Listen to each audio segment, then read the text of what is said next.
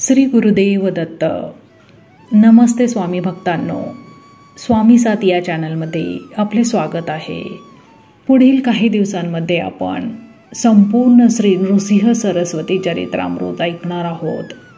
यातील अध्याय 10 सायनदेवाचे संकट निवारण. यासाठी चॅनल सबस्क्राईब करा आणि व्हिडिओ जास्तीत जास्त शेअर करा. वासर ब्रह्मेश्वरी नदीकाठी गावापासून थोड्या अंतरावर असलेल्या त्या वटवृक्षाच्या नैसर्गिक मांडवाखाली श्रीगुरूंनी मुक्काम केला होता. सायनदेवाकडील पूजा भिक्षा स्वीकारून श्रीगुरू आपल्या या मुक्कामी परतले. दुपारी त्या पोटसोळाने पिडलेल्या ब्राह्मणाला जे करायला नको होते तेच नेमके करायला लावून, म्हणजेच त्यास पंचपक्वानाचे भोजन घ्यायला लावून त्याची व्याधी एखाद्या जादूगाराप्रमाणे त्यांनी दूर केली. ही बातमी श्रीगुरू मुक्कामी पोहोचेपर्यंत सर्व गावभर झाली होती. आपल्या गावी आलेले संन्यासी सामान्य नसून त्यांच्या इच्छेला येईल ते सहज लीलया करू शकतील असे ईश्वर अवतार आहेत असे म्हणत अर्धाधिक गाव त्यांच्या दर्शनासाठी, त्यांचे कृपा आशीर्वाद प्राप्त करण्यासाठी तेथे आला. अगदी सूर्यास्तानंतरही काही काळ ती ये जा चालूच होती. शेवटी शिष्यांनी आता दर्शन होणे शक्य नाही असे नाईलाजाने सांगण्यास सुरुवात केली व त्या गर्दीपासून श्रीगुरूंची सुटका केली. श्रीगुरूंनी दुसऱ्या दिवशी सकाळीच सूर्योदयापूर्वी गाव सोडून पुढील प्रवासाला निघणे बरे होईल असे शिष्यांना सांगितले. त्या दिवशी संध्याकाळी सूर्यास्ताच्या सुमारास ज्या यवन सुभेदाराचा सायनदेव सेवेकरी होता त्याचे दूत सायनदेवाच्या घरी आले. काही काळाने ते दूत खोलीबाहेर पडून निघून गेले. सायनदेव बसल्या बैठकीवरून उठूच शकला नाही. त्याच्या डोळ्यातून अश्रू वाहत होते. कसल्या तरी भीतीने तो गारठला होता. बराच वेळ झाला तरी पती खोलीबाहेर न आलेला पाहून त्याची पत्नी मुलांसह त्या बैठकीच्या खोलीत आली. पाहते तो अंधारातच सायनदेव बसलेला होता. दिवा लावणेही त्याला सुचले नव्हते. अंधारात का बसलात असे म्हणत पत्नी दिवा आणण्यासाठी वळली. इतक्यात आता कायमचा अंधार, सर्वांच्या नशिबी अंधारच अंधार असे सायनदेवाचे शब्द तिच्या कानी आले. ती लगेच मागे वळली. सायनदेवाचा हात धरून त्याला तिने उठवले व शेजारच्या दिवे लावलेल्या खोलीत त्याला आणून बसवले. त्या उजेड असलेल्या खोलीत आल्यावर भिंतीवरील त्रयमूर्ती श्री दत्तात्रयांच्या चित्रावर त्यांची नजर गेली. त्याच्या त्या उपासना दैवताकडे पाहताच दुपारी श्रीगुरू पूजा भिक्षा स्वीकारून गेले आहेत व जाताना त्यांनी तू माझा आहेस, निश्चिंत राहा असे आपल्याला सांगितले आहे याची सायनदेवाला आठवण झाली. या आठवणीने त्याचे मन निश्चिंत झाले. त्याला विश्वास वाटू लागला की श्रीगुरू आपले शब्द खोटे होऊ देणार नाहीत, तेच माझे रक्षण करतील. जाऊ देवाची या गावा, देव देईल विसावा, देवा सांगो सुख दुःख, देव निवारील भूक, घालू देवासीच भार, देव सुखाचा सागर. या संत तुकारामांच्या एका अभंगाच्या ओळीचे त्याला स्मरण झाले व त्याने लागलीच श्रीगुरूंना भेटण्याचा निर्णय घेतला. हा निर्णय घेतल्यावर कुटुंबातील कोणास येऊ घातलेल्या संकटाची जाणीव देऊन त्यांची आनंदी मने कष्टी करायची नाहीत असेही त्याने पक्के ठरवले. काही नाही, सरकारी कामकाज विषयक काही भानगड निर्माण झाली आहे, मिटेल 1-2 दिवसात. येथील ग्रामस्थांना त्याची चांगलीच झळ लागणार म्हणून कष्टी झालो अशी थाप मारून त्याने शांत झाल्याचे नाटक वळवण्यास सुरुवात केली. दुपारी उशिरा व तेही थोडे जास्तच भोजन झाले होते तेव्हा फक्त दूध घेऊन श्रीगुरूंच्या भेटीत जाऊन येतो असे म्हणून तो घराबाहेर पडला.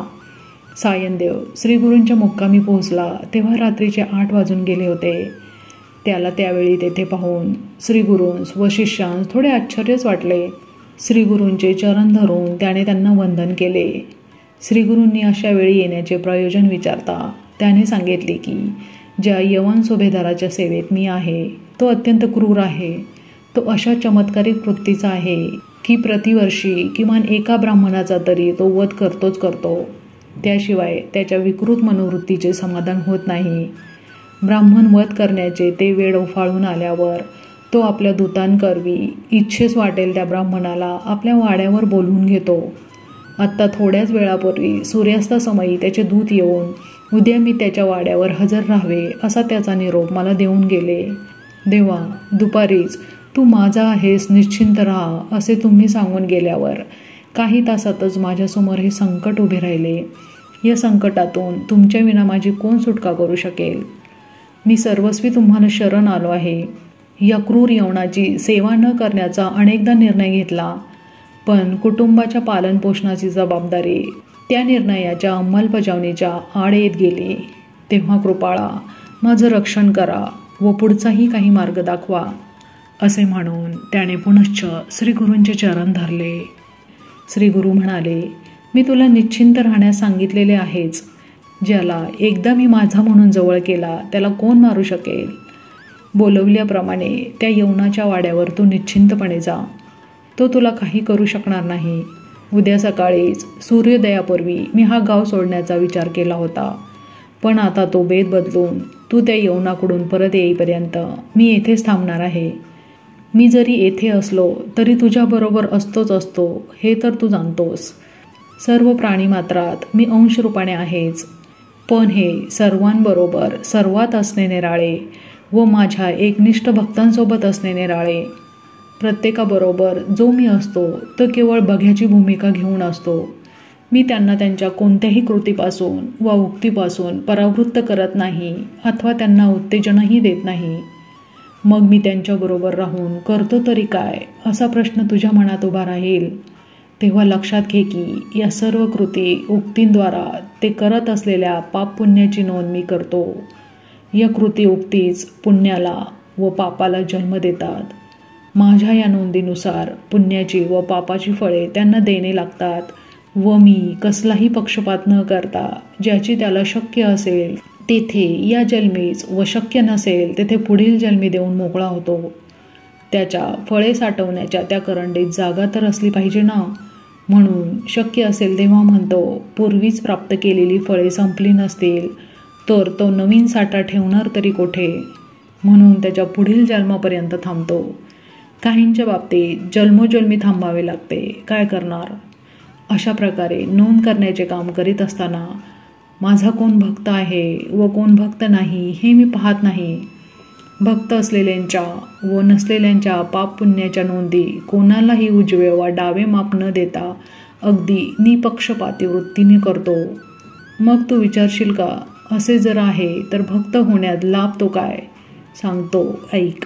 मुळात लाभालाभाचा विचार करून केलेली भक्ती अथवा मनी काही स्वार्थ बाळगून केलेली भक्ती ही मी सामान्य प्रकारची भक्ती मानतो. त्याचे फळ त्या भक्ताला मिळताच त्या भक्ताबाबतचा हिशोब पूर्ण होतो. माझ्याकडील भक्ताच्या खाती अव्याहत जमा होत जाते ती निरपेक्ष भक्ती. भक्ताकडून अशी निरपेक्ष वृत्तीने केली जाणारी माझी सेवा भक्ती मी त्याचे ऋण म्हणून स्वीकारतो.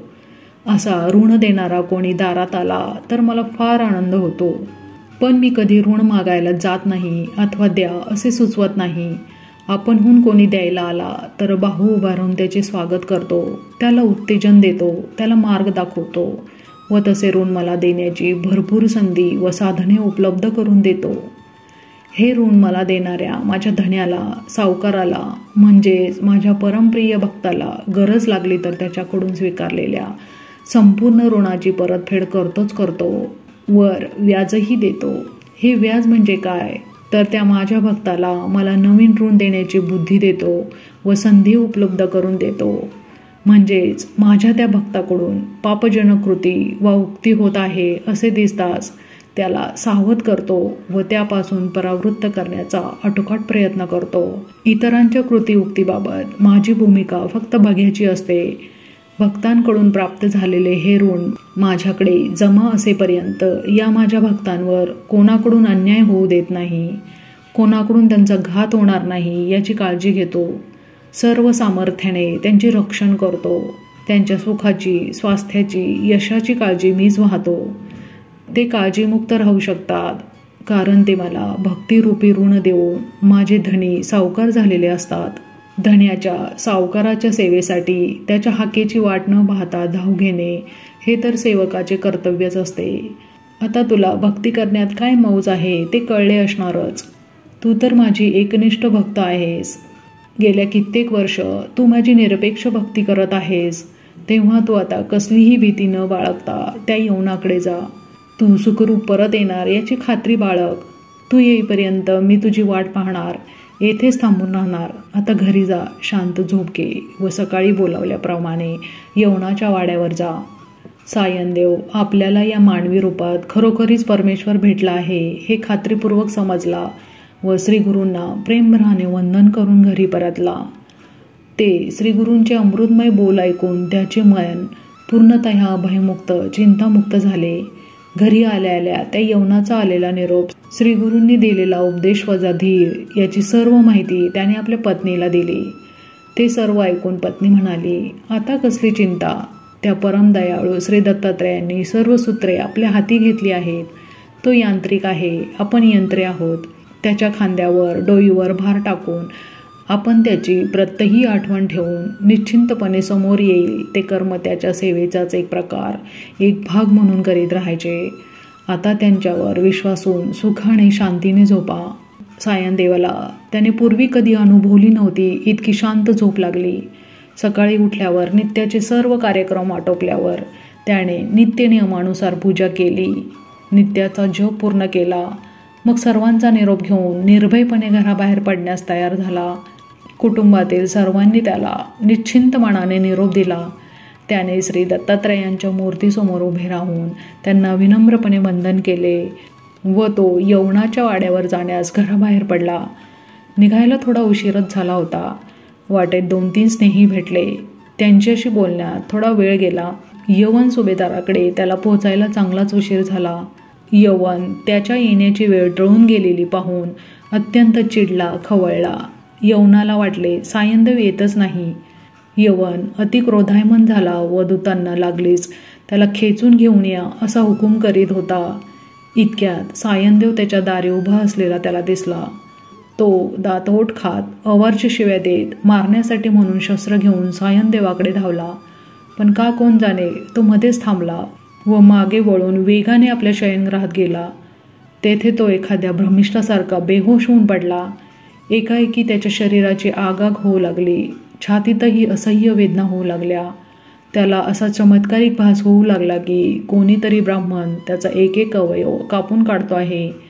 या भासाबरोबर त्याला सायनदेवाची आठवण झाली. आठवण होताच तो उठून बाहेर सायनदेवाकडे आला.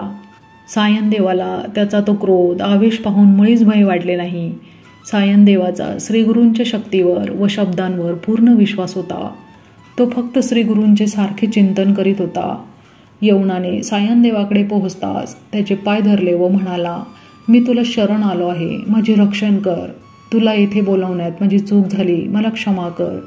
असे म्हणून यवन पुन्हा आत गेला व रत्नहार, सुवर्ण नाणी, भरजरी पोशाख असलेले रौप्य तबक घेऊन आला व तो नजराना त्याने सायनदेवाला अत्यादराने दिला. सायनदेवाची पुन्हा त्याने क्षमा मागितली व त्याला घरी परतण्यास विनविले. अशा प्रकारे सायनदेव संकटमुक्त झाला. लगेच तो श्रीगुरूंकडे जाण्यासाठी निघाला. तो श्रीगुरूंना नदीकाठी जाऊन भेटला व त्याने यवनाच्या घरी जो प्रकार घडला त्याचा सर्व तपशीलवार वृत्तांत सांगितला. सर्व सांगून झाल्यावर श्रीगुरू म्हणाले, अरे वेड्या, हा तपशील काय मला सांगायला पाहिजे?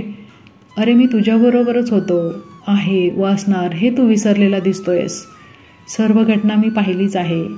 हा तुझा निस्सीम भक्तीचा चमत्कार आहे. भक्तीची महत्ता तुला आता सांगायला नकोच. पण एक लक्षात ठेव की या तुझ्या सुटकेसाठी तुझ्या पूर्व पुण्याईचा बराचसा ठेवा खर्ची पडला आहे व तो पुनरपी भरून काढला पाहिजे. तेव्हा तू भक्तीची सतत कास धरून राहा, ढिलाई होऊ देऊ नकोस, आनंदात राहा. मी आता पुढील मार्गाला लागतो. अनेक तीर्थक्षेत्री जायचे आहे, तेव्हा आता निघतो. असे श्रीगुरूंनी म्हणतात. सायनदेवाने त्यांच्या चरणावर लोळण घेतली व मला तुमच्या विना येथे जगणे अशक्य आहे. आता हे पाय सोडून मी राहूच शकणार नाही. या पायाची सेवा करीत राहणे हेच माझे या पुढील जीवनातील कार्य. तेव्हा गुरु महाराज, देवा, मला तुमच्याबरोबर घेऊन चला अशी विनवणी करू लागला. श्रीगुरूंनी त्याला आपली आज्ञा समजून, तू येथे राहा, 15 वर्षांनी तुझी माझी भेट होणार आहे, माझे ऐक, हे तुझ्या हिताचे आहे. श्रीगुरूंनी असे सांगितल्यावर सायनदेवाने तुमची आज्ञा स्थिर सावंद्य म्हणून त्यांना पुन्हा प्रणाम केला. यानंतर श्रीगुरू पुढील प्रवासाला लागले.